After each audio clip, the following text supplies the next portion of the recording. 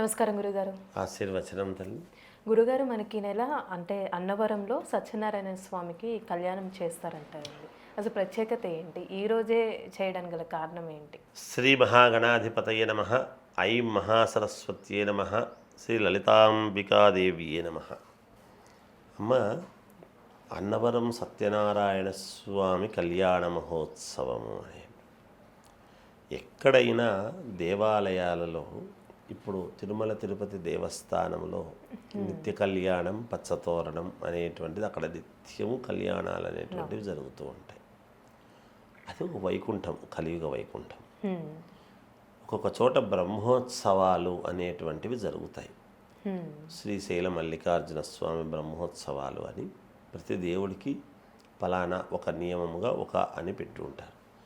అలాగే ఇక్కడ కూడా వైశాఖ శుద్ధ ఏకాదశి అనేటువంటిది ఇక్కడ ప్రాధాన్యత. అందువలన ఇక్కడ అన్నవరం సత్యనారాయణ స్వామి కళ్యాణ మహోత్సవం అనేటువంటిది అక్కడ జరగడం జరుగుతుంది. దానికంటే ముందు తర్వాత అన్నీ కొంచెం బ్రహ్మోత్సవాల్లాగా చేసి ఏ దేవుడికైనా బ్రహ్మోత్సవం మరి బ్రహ్మాండ నాయకుడికి బ్రహ్మోత్సవం అని మనం రూపాలు వేరు అని అనుకున్న భగవంతుడు ఒక్కడే కదా తల్లి. అనేక రూపాలలో ఎందుకు మనము పూజిస్తాము అంటే మన ఇంట్లో ఒక పెద్దవాడు తల్లి ఒక పెద్దలు ఇద్దరు ఉంటారు, పెద్దవాళ్ళు ఇద్దరు కూడా కుటుంబం అంతా ఉంటారు.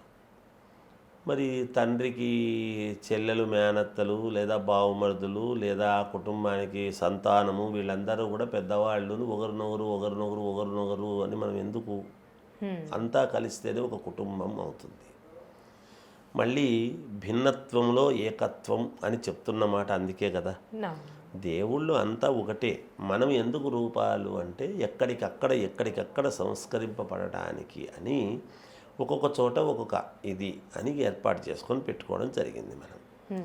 అలా అన్నవరము కూడా సత్యనారాయణ స్వామికి సత్యదేవుడు అని పేరు. అక్కడికి వెళ్ళాము అంటే మనకు సత్యం యథార్థము, మనము కోరినటువంటి కోరిక నిజముగా యథార్థముగా సత్యమవుతుంది, జరుగుతుంది అనేటువంటి దానికి. అలా సత్యదేవుడి దగ్గర అన్నవరం సత్యనారాయణ స్వామి దేవస్థానంలో కూడా వివాహాలు చేసుకునేటువంటి వాళ్ళు ఉన్నారు. దేవాలయాల్లో ఎవరైనా సంతోషంగా చేసుకోవచ్చు. కళ్యాణం జరిగితే పరమ సంతోషం అక్కడ చేస్తూ ఉంటారు.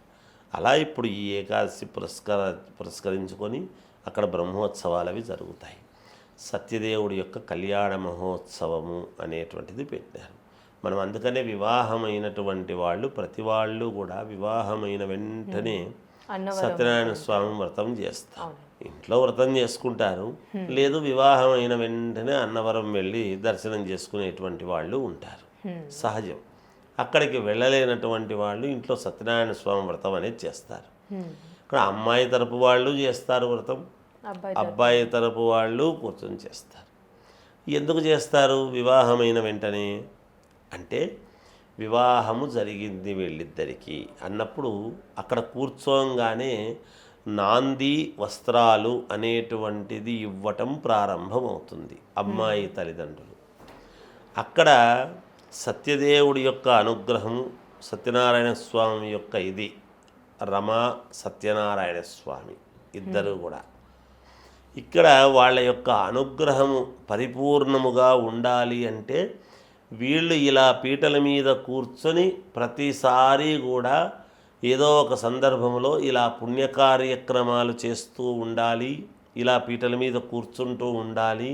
మేము ఇలా వీళ్లకు పుట్టినింటి నుంచి నాంది వస్త్రాలు అనేటువంటివి ఇస్తూనే ఉంటాము అనేటువంటి దానికి ఇది యథార్థము సత్యము, మేము ఎప్పటికీ చేస్తాము అని సత్యనారాయణ స్వామి అనుగ్రహము చేత మొట్టమొదట సత్యదేవుణ్ణి తలుచుకొని ఇచ్చేటువంటి నాంది వస్త్రాలతో ప్రారంభమవుతుంది.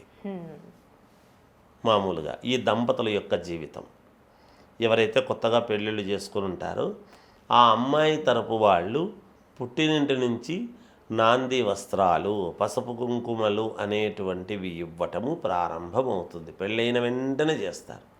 అంటే అయిన వెంటనే మనం తప్పకుండా ఇలా మేము ఆజన్మాంతము జీవితకాల పర్యంతము మేము ఉన్నంత వరకు మా తదనంతరము మా పిల్లలు కూడా, ఒకవేళ అన్నదమ్ములు ఉన్నారనుకోండి, సొంతం అక్క బావ పీటల మీద కూర్చుంటున్నారు అంటే మా నాన్న ఉంటే ఇచ్చేవాడు, నా తమ్ముడు వచ్చి ఇస్తాడు, లేదా మా అన్న వచ్చి ఇస్తాడు నాకు నాంది వస్త్రాలు అని ఆ ఆడపడుచు ఎదురు చూస్తుంది.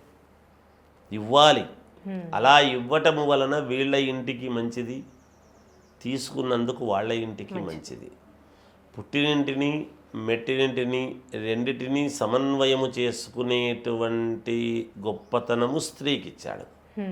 అందుకనే కదా పుట్టినింటిదిను మెట్టినింటిది రెండూ కలిపి 2 తాళిబొట్లుగా వేసుకుని ఆమె జీవితాన్ని సాగిస్తూ ఉంటుంది. అలా చేస్తూ వెళ్తారు కాబట్టే ఈ యొక్క వ్రతానికి అంత విశేషము, అంత ఫలం.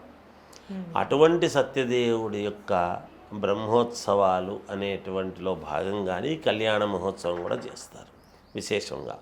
ఈ కళ్యాణములో మనం భద్రాచలములో ఎలా అయితే సీతారామచంద్రుల వారి యొక్క కళ్యాణములో పాల్గొని కళ్యాణాక్షతలు ఎలా అయితే మనము మీద వేసుకుంటామో, అలాగే అన్నవరం సత్యనారాయణ స్వామి యొక్క కళ్యాణ మహోత్సవంలో పాల్గొని సత్యదేవుడి యొక్క అనుగ్రహము, ఆయన యొక్క అక్షతలు గనక మనము మీద వేసుకున్నామంటే సంతోషముగా సంతానము కలగడానికి, మన కోరికలు నెరవేరటానికి చాలా యోగదాయకం అవుతుంది అనేటువంటిది శాస్త్రములో ఉండేటువంటి విషయం.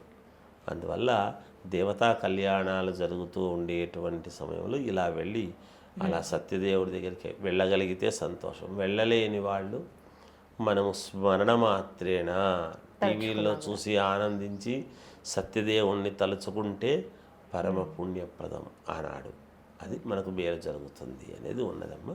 చాలా చక్కగా తెలియజేశారు గురుగారు. ధన్యవాదాలు. జయోస్తు.